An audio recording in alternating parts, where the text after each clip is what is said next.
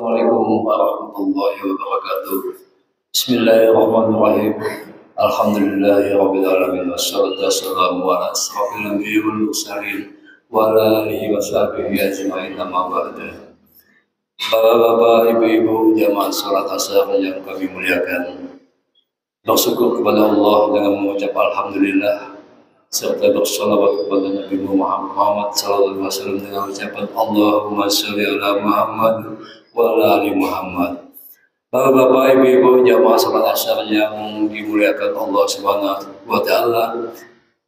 Seperti biasa sebelum kita melaksanakan salat asar berjamaah, marilah kita kembali mendengarkan lanjutan tausiah Ramadan yang akan disampaikan oleh Bapak Ustadz Haji Saiful Yani. Kepada Bapak Ustadz kami persilahkan dengan segala hormat.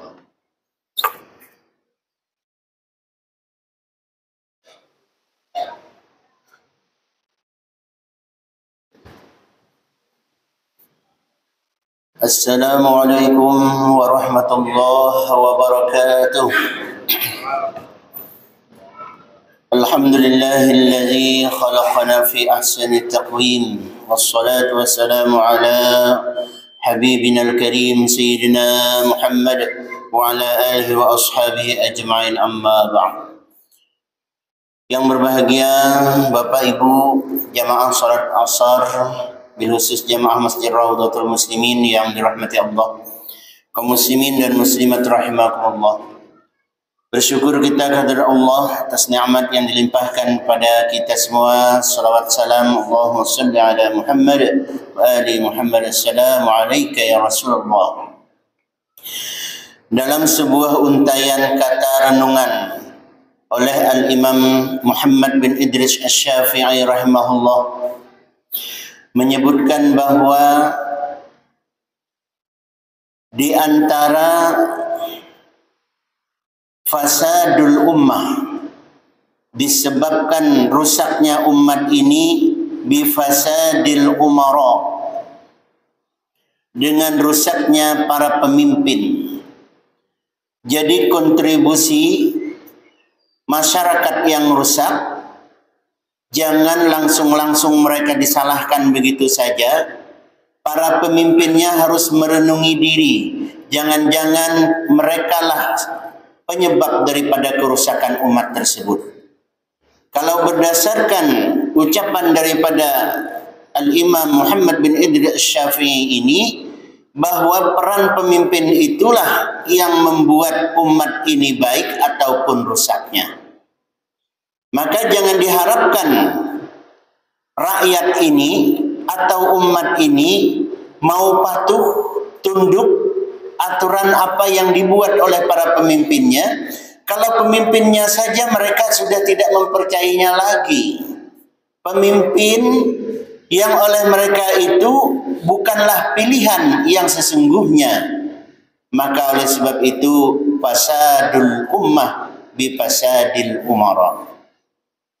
Namun demikian pula, lanjutan daripada perkataan al-imam ini, wa fasadul umara, rusaknya para pemimpin ini disebabkan la budda bisababi fasadil ulama.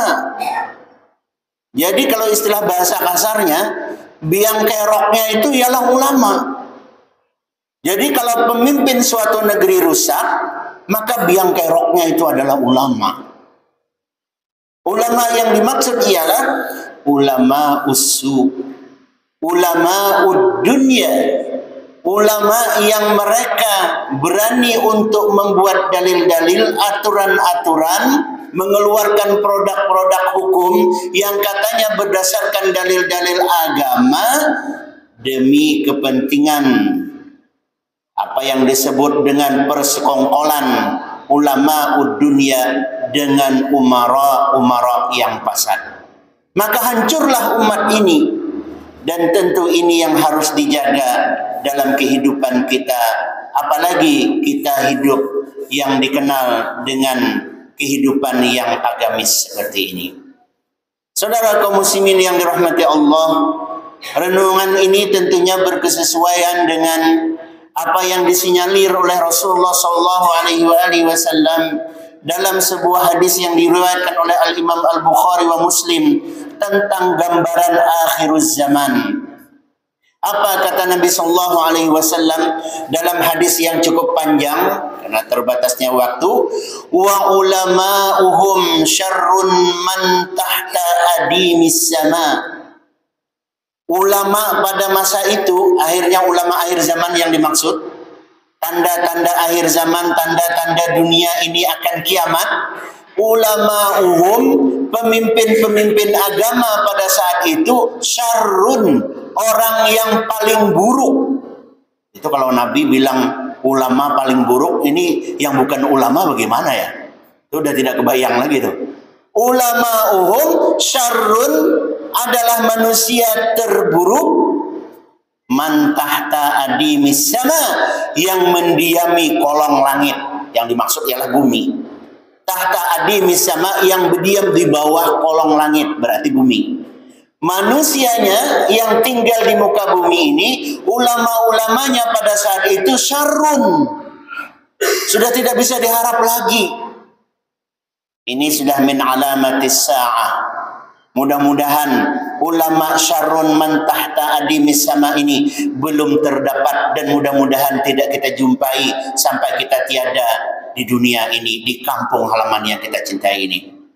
Apa sebab? Kata Nabi, wa min indihim takhrujul fitan, dan dari mulut-mulut mereka itu, dari mereka ulama-ulama yang syarrun man tahta adimis sama ini tadi, takhrujul fitan, berkeluaranlah dari mereka itu fitnahan-fitnahan, membuat umat menjadi bingung, membuat umat menjadi tidak jelas apa yang mereka pahami, membuat umat menjadi berselisih.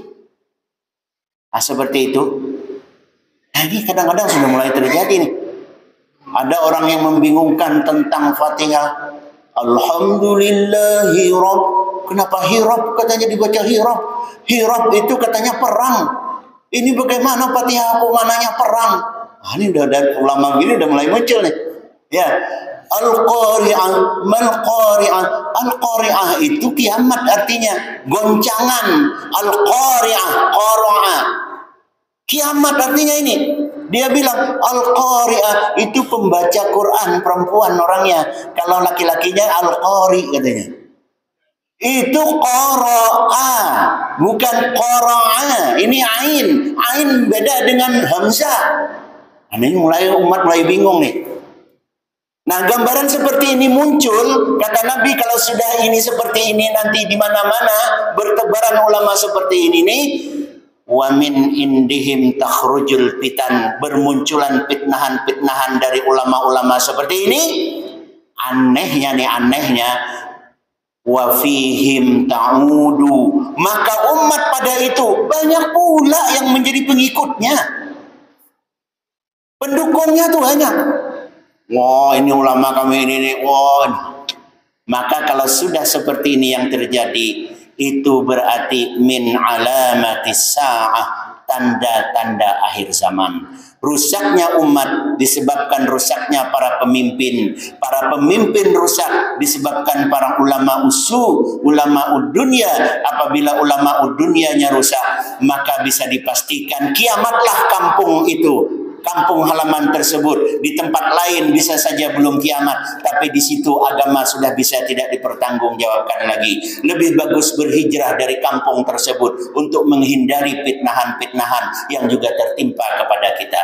Mudah-mudahan kita mampu menjaga negeri ini, kampung halaman kita ini, senantiasa orang yang bertakwa kepada Allah dan senantiasa mengharap ridha dari Allah untuk mencapai kebahagiaan hidup di dunia, baik pun kebahagiaan di akhirat nanti. Amin ya rabbal alamin. Kiranya inilah renungan yang bisa saya sampaikan, segala kekurangan mohon maaf. Terima kasih. Billahi taufiq wal hidayah wal afu minkum. Assalamualaikum warahmatullahi wabarakatuh.